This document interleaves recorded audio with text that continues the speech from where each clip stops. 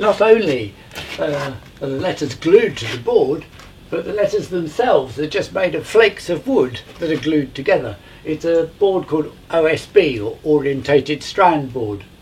And even the chipboard is just made of chips of wood glued together again.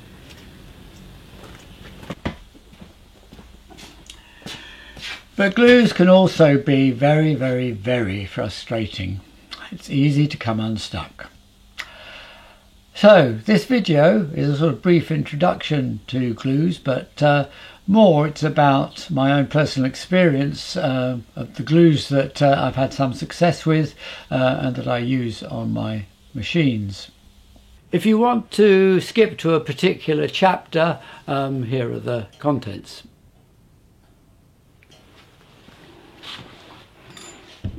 So the earliest known glue is a form of pitch that was used for gluing axe heads onto the shafts, used in Stone Age times. Then animal hide glues made of boiling up fish scales or rabbit skin or any sort of hide really. They were used in ancient times and are still made today. Then there are plant-based glues like flour and water paste makes a glue, or wallpaper paste is sort of starch-based glue. But the natural glues most widely used today are ones based on latex rubber. For gluing cloth to cloth, there's a very good glue, a simple one, called Copydex. It's literally just latex with a small amount of ammonia in to make it last longer. Latex rubber. It provides a unique opportunity to discipline the reckless bankers. So some time ago I made a machine called Whack-A-Banker, and the first hammers I tried only lasted a week or two.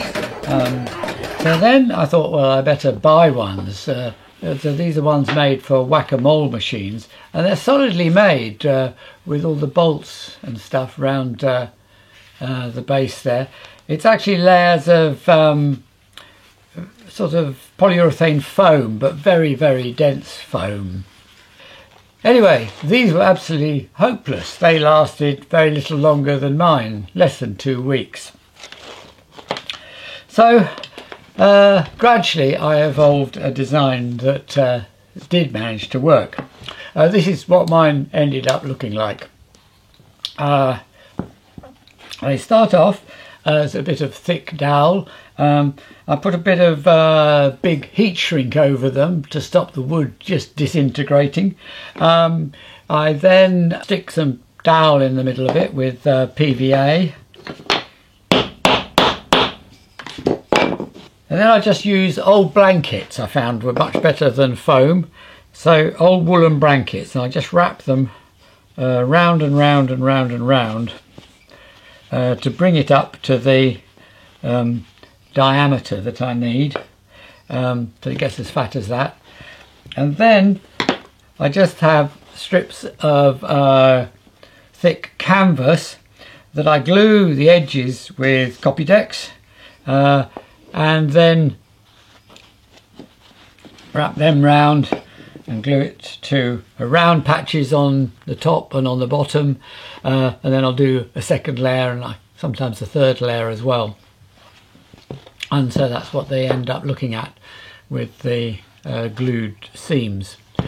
Well, these hammers last about 9 months on Whack-A-Banker. After 9 months they look a bit like this. There's absolutely nothing left inside. The old blankets have completely disintegrated, and I think also that lump of wood on the end has just come off, come unglued. But the extraordinary thing is that if you look at the Copydex joints on the canvas, they're completely intact. Pretty remarkable. It's good stuff.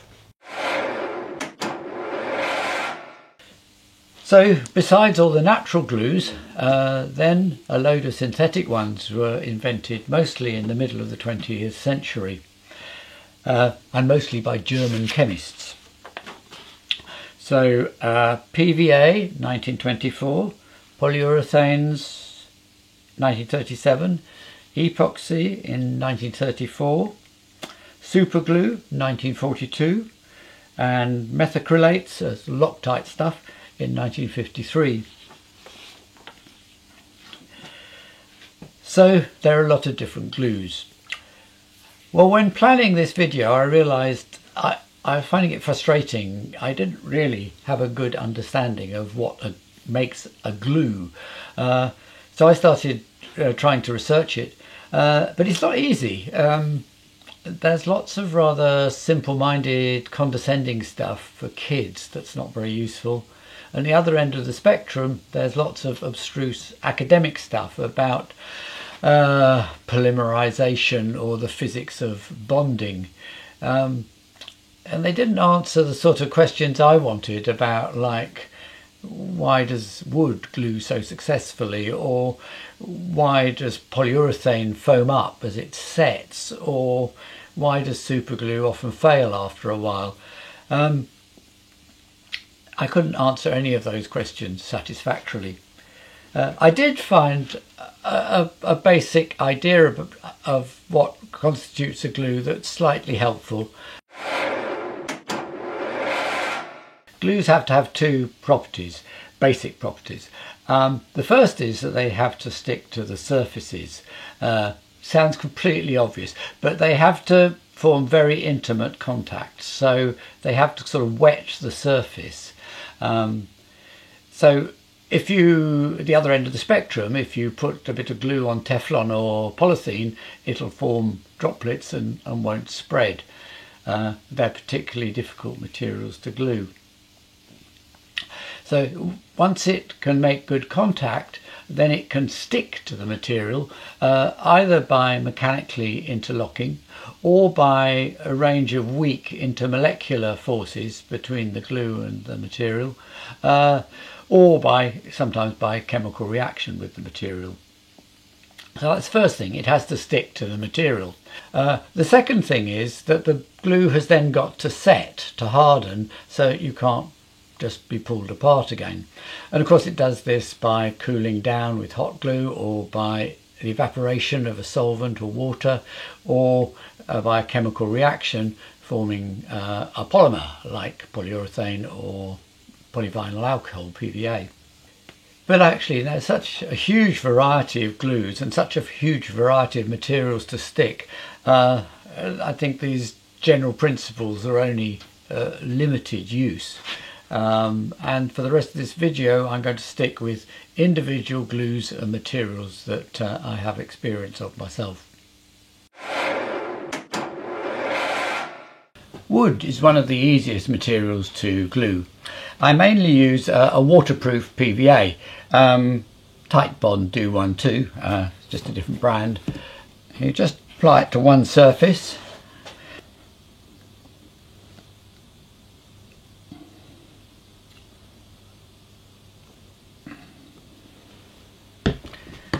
And put the other one on top, and then squiddle it around a bit, and then I usually either put a screw through to clamp it, or you can put a weight on, or you can use a clamp. With bigger things a clamp is usually a bit easier. The other thing is that quite often when you clamp it up it sort of strays a bit, and so then tapping it with a hammer can get the joint. Whoops, that's what I meant.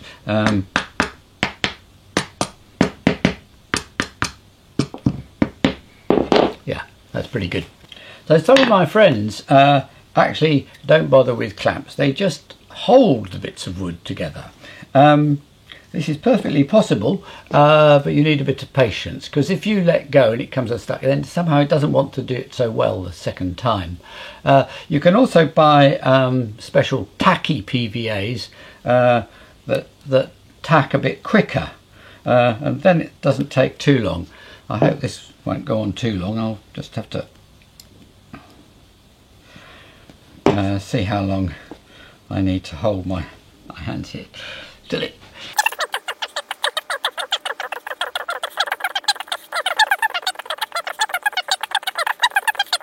9, 60. Okay. Yeah, they're sort of pretty well enough held. Well, the waterproof PVA is significantly different from just ordinary school glue. Chemically, there's more cross-linking that goes on in the molecules, and whereas the school glue dries white, the waterproof stuff dries completely clear. I did this joint yesterday. It's amazingly strong.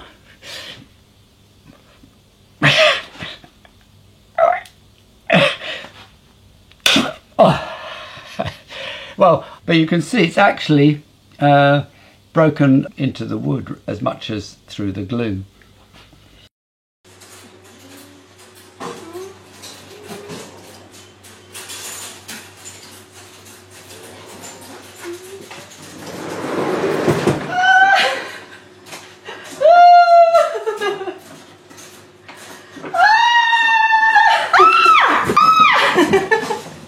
So the chiropodist, her body is actually mainly PVA. It's just layers of paper, about 6 layers of paper, and dilute PVA, a sort of papier-mâché, on a chicken wire frame that you can just see in her upper arm. And actually her hands and her face are also papier-mâché. They're made of tissue paper and copy decks. So you can probably see the old newspaper inside.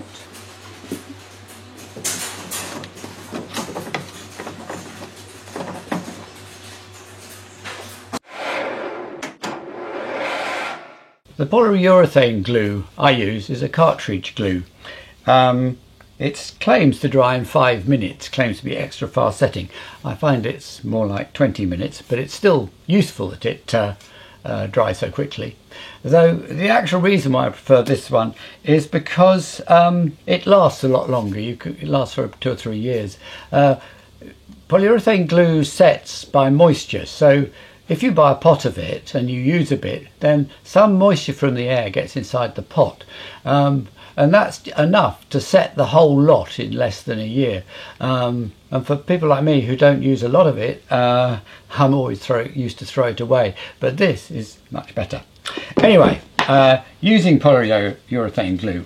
Well, first thing about it is that it's very, very messy. And not a great one for wearing gloves, but this is an exception. If you do get it on your fingers, there's nothing, no solvent will get it off. The only way is to use pumice stone and rub for hours and hours and hours. And I do try and keep the top on fairly carefully, again to keep the air out, the moisture out rather, and air out.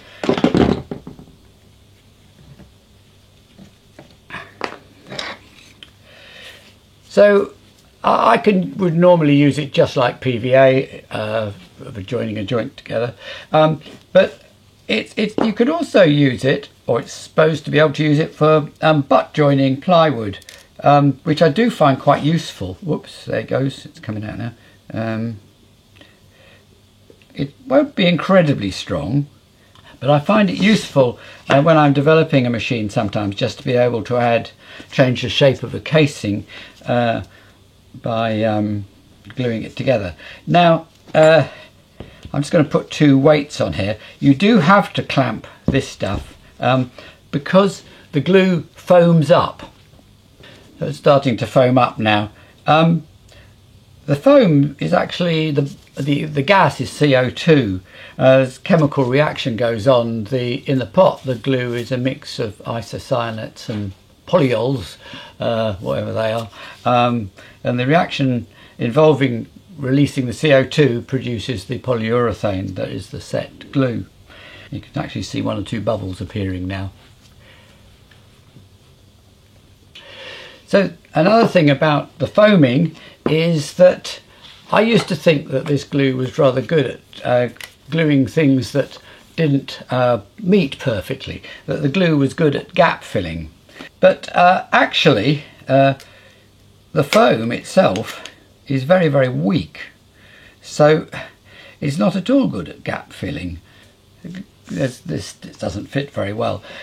So I'll do this joint, and once it's set, I'll see how much force, show how much force or lack of force it takes to break it again. Right, join this up, scooch the glue in, and put the weights on here now.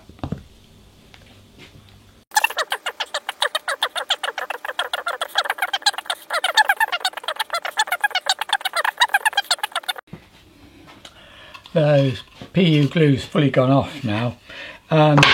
So now this one was the one where it fitted tightly, and this one is the one where it wasn't so well fitting. So in theory, if I bash this with a hammer, it should be that one that'll break.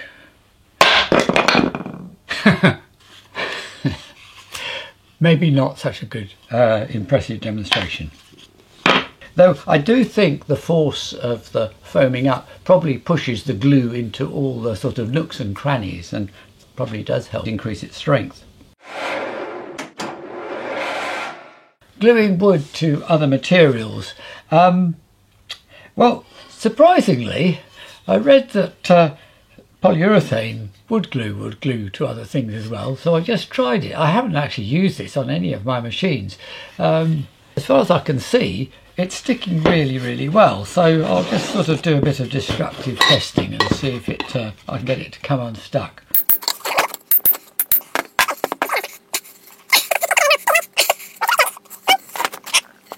Maybe by peeling it off. Peel strength of glue is usually weaker. No?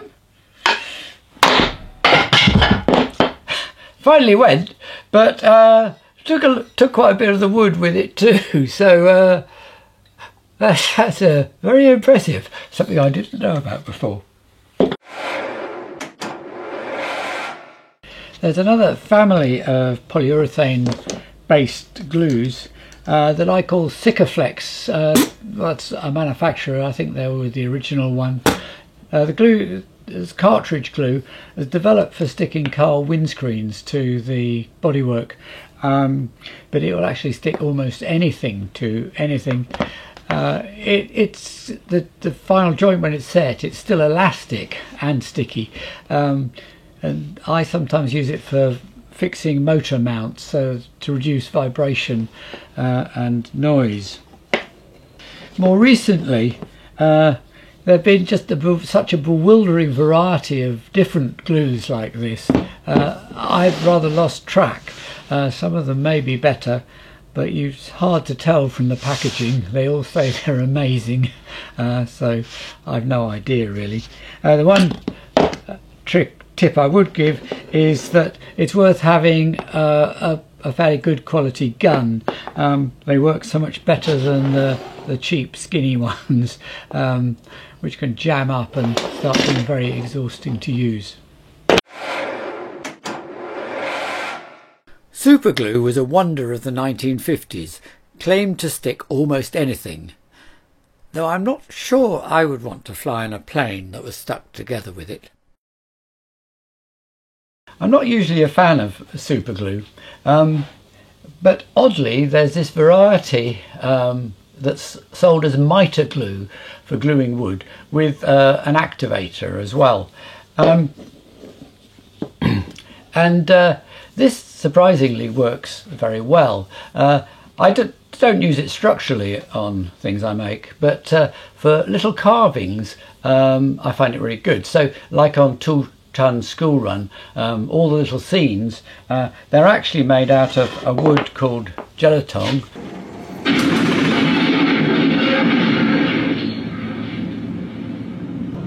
And very often I won't carve a whole figure, so I've just done the body here, and then I want to add a head and the arms, and feet on this one. So what I do is I just sand the mating surfaces flat on a disc sander, and then glue them with the super glue. I'll just go and sand these two.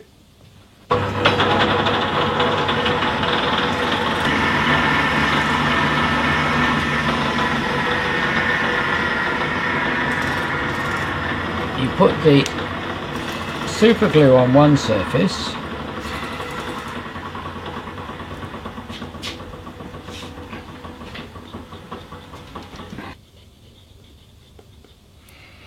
and you spray the activator on the other one,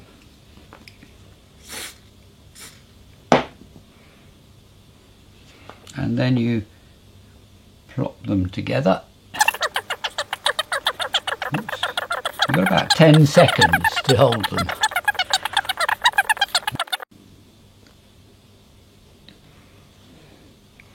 Yeah, so that's got a head, and that will actually be pretty well stuck now. So now I can carry on carving and get the head right. Go into more detail about carving in a forthcoming episode, but you can see how useful superglue is, and it particularly because it gives me greater freedom. I can choose what sort of jaunty angle to fit the next limb on, and change my mind as I go along. If you carve it all out of a single block, you're rather more stuck with the original design.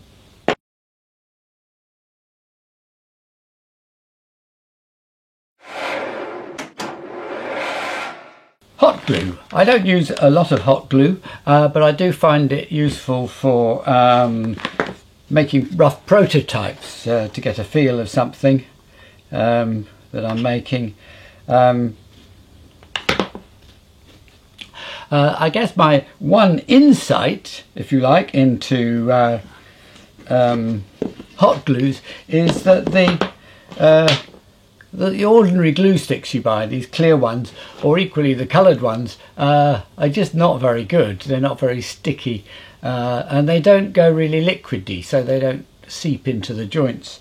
But you can get, for no more money, sort of a slightly more industrial one, but it's just called a multi-purpose glue gun, and I find these a lot better. Since then I've discovered that there are actually lots of other hot glues for specialist purposes that you can find on the web.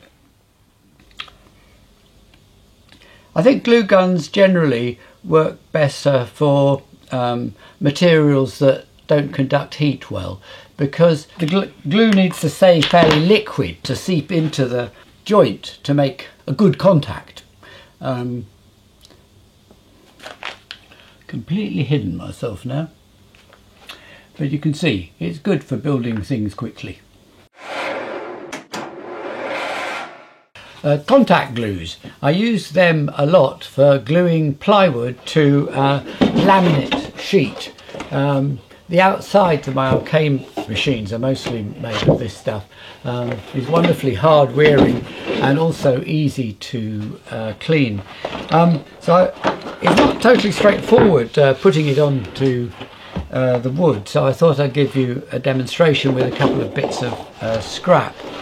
So first you have to cut the laminate to size, and it's easy with this. I don't even really need to cut it. I'm not going to use it for anything else, but if you've got a large sheet, it's quite an unwieldy thing and you don't want to waste it.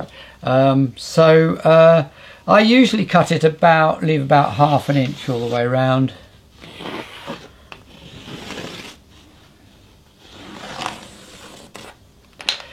And then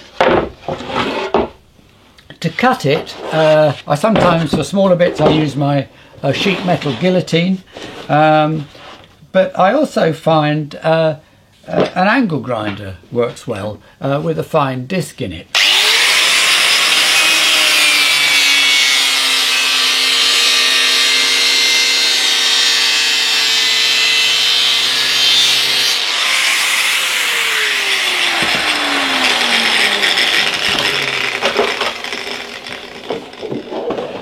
So on. Cut to size. So the next thing is to spread the glue. In the past, contact glues were always solvent based. They're basically sort of latex based, but the solvent was very smelly, and on a large area it was a horrible thing to use. But you don't need to use that anymore. There's this nice water-based variety that I find works very well. It isn't half sticky though. You just brush it onto both the surfaces. Perhaps I'll turn this one upside down and do it on here first. I'm using a rather small brush. You can do it with a roller as well, only because it's important not to use a nice brush, because it's impossible to get this stuff off the brush once you've used it. Well, it would, if I did it, if I tried to get it off now, it'd probably be all right, but in a couple of minutes it forms a sort of gloopy, rubbery stuff that just won't come off. So basically you have to write off the brush or the roller. Actually, rollers are better for large areas than a brush, but you don't want anywhere to be too thick, because then it will take longer to go off. So the one drawback of this water-based stuff is that it doesn't like drying at low temperatures. I'm not sure if it's warm enough in my workshop today to go off, so I'll probably have to take it indoors for half an hour. Needs to get to a stage where it hardly feels sticky at all before you put the two bits together. Okay, pause for half an hour.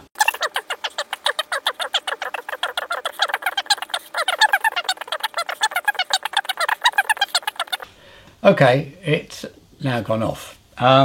So that's gone completely clear, and this goes this darker green colour. So it's quite simple to stick them together on a small sheet like this, but if you've got a big sheet and you've only cut it, the laminate, half an inch larger, you need to line them accurately, because once they've touched you can't move them, they're completely stuck. So I usually get them, the plywood flat, and put some battens on it. I can then lay the laminate on top and just get a feel of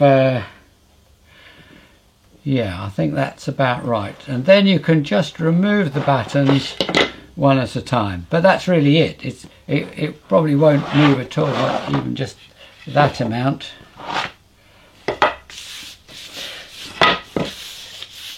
That's all right, I've done that all right. It's fitted. So now the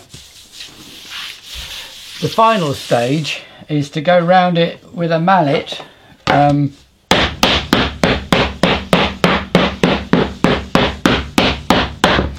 Because it actually sticks by pressure, contact glue.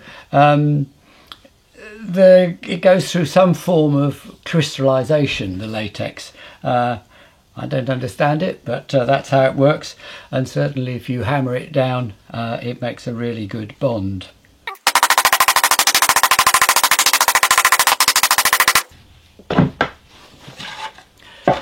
Of course, to finish off you just have to run a router round the laminate with a trimming blade, trimming cutter, to finish it off. Well, this is a bit of a performance for small areas, so you can also get aerosol contact glue. I do use this occasionally. This is solvent based, so I use it out of doors, upwind. It's quite smelly and I'm sure it's pretty nasty stuff.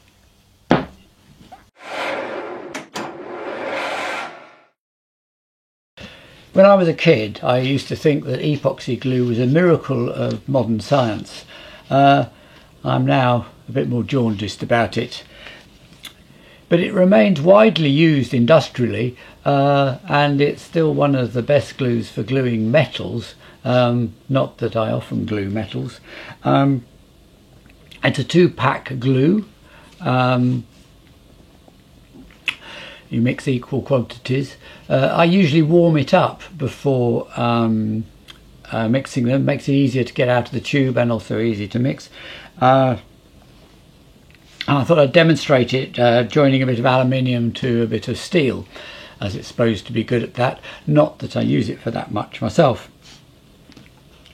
So yeah, you just mix the glue up. You have to clean the metal first as well. And once it's fully mixed and you squidge it on,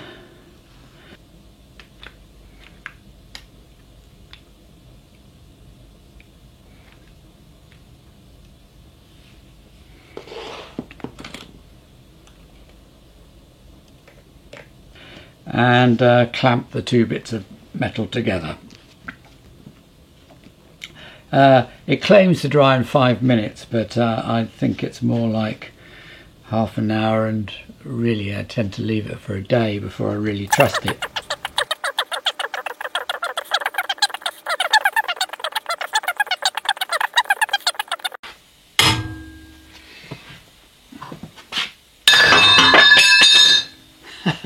That wasn't hard, was it? If you're gluing larger quantities, you can get a gun, which takes these nozzles. I use them for putting together the badges we sell at Novelty Automation. As the glue goes down the spiral flutes of the tube, the two parts gradually mix in with each other.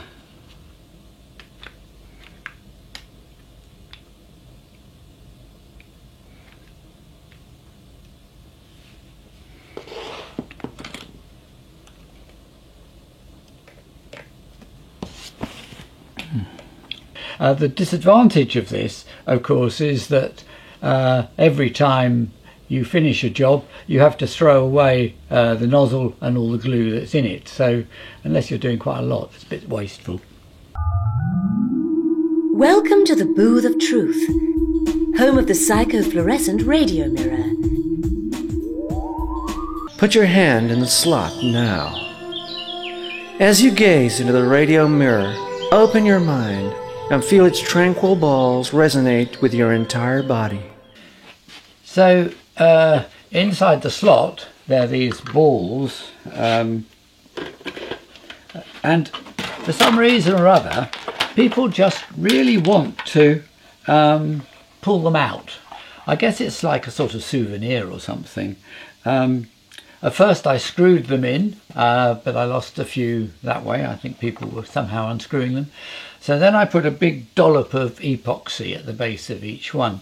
But somehow, even still, they came loose and I continued to lose them. I've re-glued them a couple of times now. Anyway, because I was thinking about glue and I had to bring it home for another reason, I decided to redesign them. So I drilled a hole in each ball and stuck a bit of dowel in with PVA. So I've gone from epoxy to PVA, and then of course I'm about to glue them into the plywood base, again with more PVA. You prefer a certain amount of change and variety, and become dissatisfied when hemmed in by restrictions and limitations. Loctite, another classic glue for metal. I get on quite well with this. The traditional use of this is for stopping nuts coming undone. So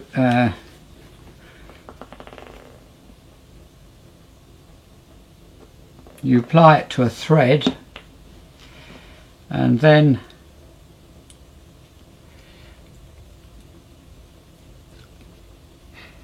it coats round the nut. It's still possible to undo, but it'd be stiff and it won't come undone just by vibration or something like that. So that's been around for a long time, but actually Loctite make quite a lot of different varieties, and I keep 4 different ones now. There's another one. It's handy. I find where I've been making prototypes, I don't want the threads to be locked up, but when machines go on the pier, it's useful if they are. This one that is a wicking grade, so that one you put in after you've done up the bolt, and it just seeps in. Put on rather too much there. Then there's a gloopier one called Bearing Fit 638. So that's you put this round bearing housings. Yeah. That's better. So once you've got it all the way around the housing, you can then slip a bearing in, and so then if the holes are slightly too big, or it will also cope with adjusting to cope with a bit of misalignment, so you can get two bearings accurately in line.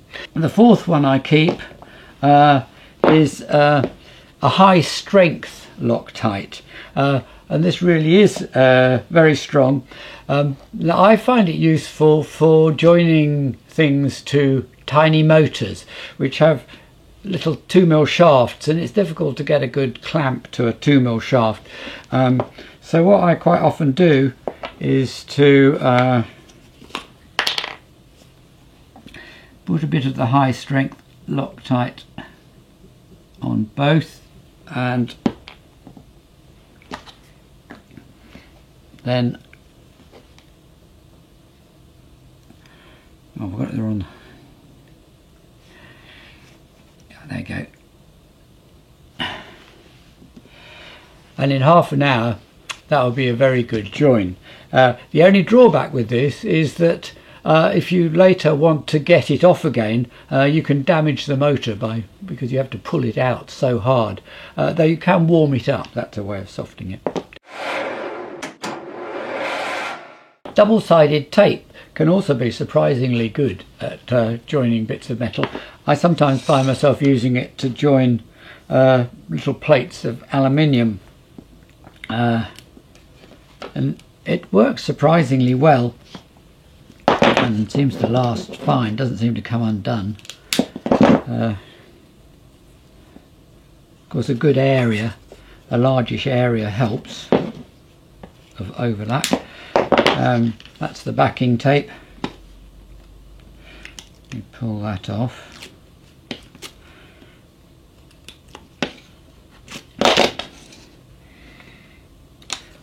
Push them together. Now it's another pressure sensitive adhesive, so what I tend to do is to squish the joint together in a vise.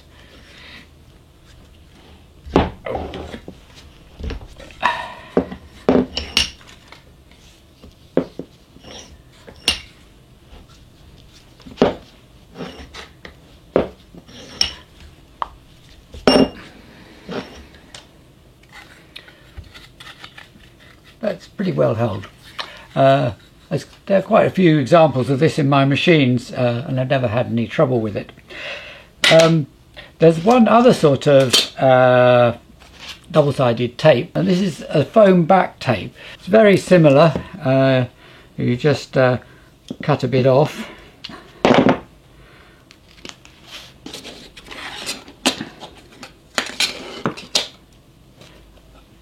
Lay it on. Remove the backing.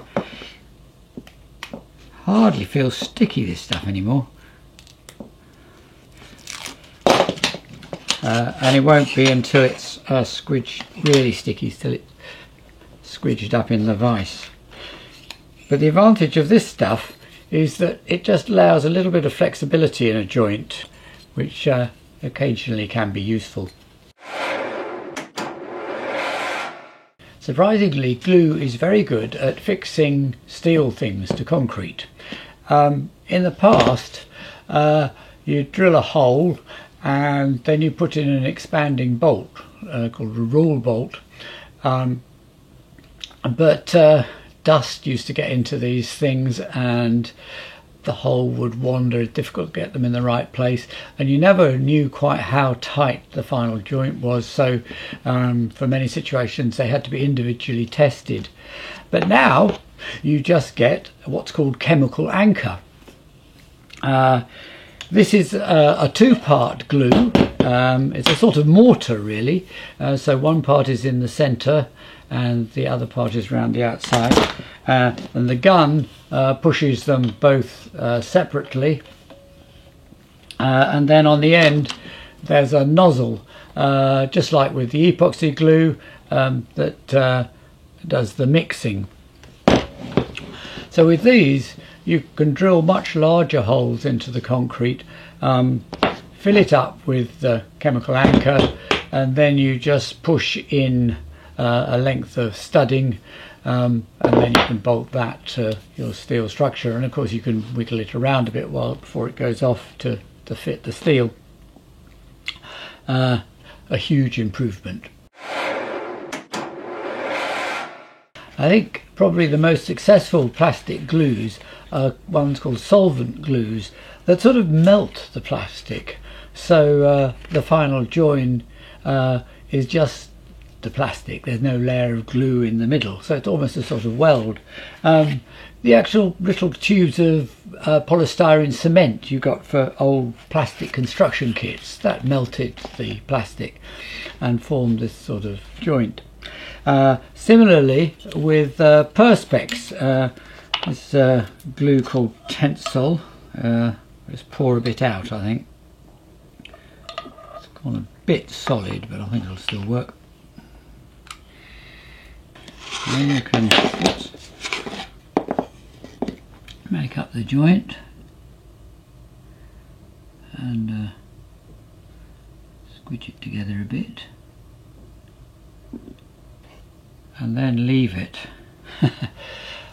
I've never been very good at gluing Perspex. I can't do those perfect joints that look completely clear. You can also glue PVC like that. Builders use this for gluing plastic pipes together. I don't use many plastic pipes, but it also glues foamed PVC very successfully. And this glues much quicker than the Perspex glue in my experience.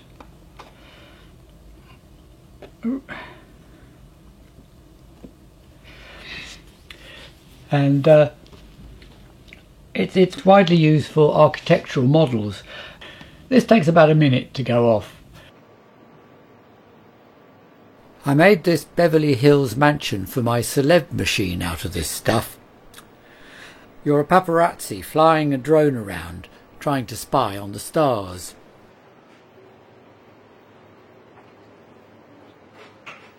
I'm overwhelmed to be awarded Best Actor, Best Director, Best Writer, Best Sound Recordist, Best Editor, Best Boy.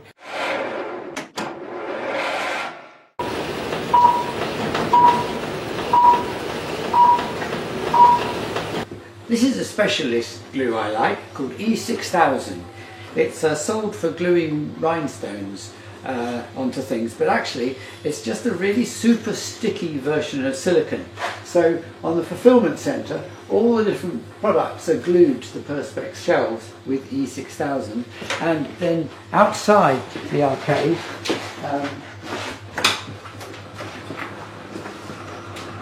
the arrows, the LEDs on the arrows have to be waterproof, and the joints have to be waterproof. So I've just smothered the bits in between with gloopy bits of E6000, and they last very, very well. Anyway, that finally brings us to the end of the list of glues that I use in my workshop. Many more different ones than I was expecting. I think you do just have to buy them and play with them, and after a while you get to know which ones suit what you do. I thought I'd end by talking a bit about ungluing. Today's synthetic glues are so strong it's very often difficult to undo them, but it's often useful. And sometimes it is possible. double-sided tapes can actually be removed relatively well. This is the pair that I put together earlier. If you warm them up,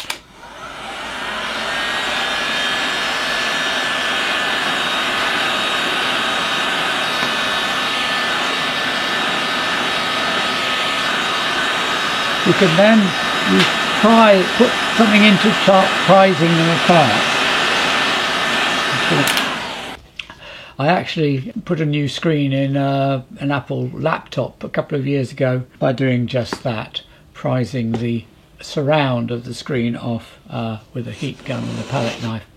To enable their instruments to be repaired, violin makers and also some fine furniture makers still use animal glue for their instruments. My friend Bill has a damaged old violin which he's volunteered to unglue for us.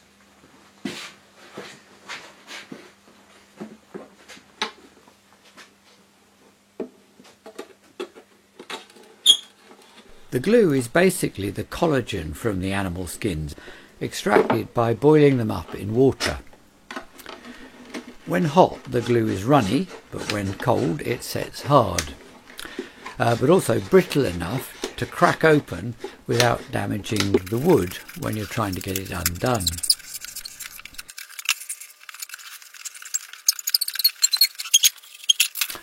Actually, in this case, Bill also used some meths to soften the glue to help the process. Just wiggle it a bit more. Oh yes, away! It took about 20 minutes to get the lid off that violin. You couldn't have done it if it had been glued with waterproof PVA or with polyurethane glue without splitting and damaging the wood. Of course, in my arcade machines, it's essential to be able to take them all to bits for maintenance, so there's not much glue in them really. They're mostly bolted together. And of course, in today's consumer appliances, it's the glue and the extensive use of plastic that makes them so difficult to repair. So I guess I'm back where I started. Glue can be completely amazing, but it can also equally be very frustrating.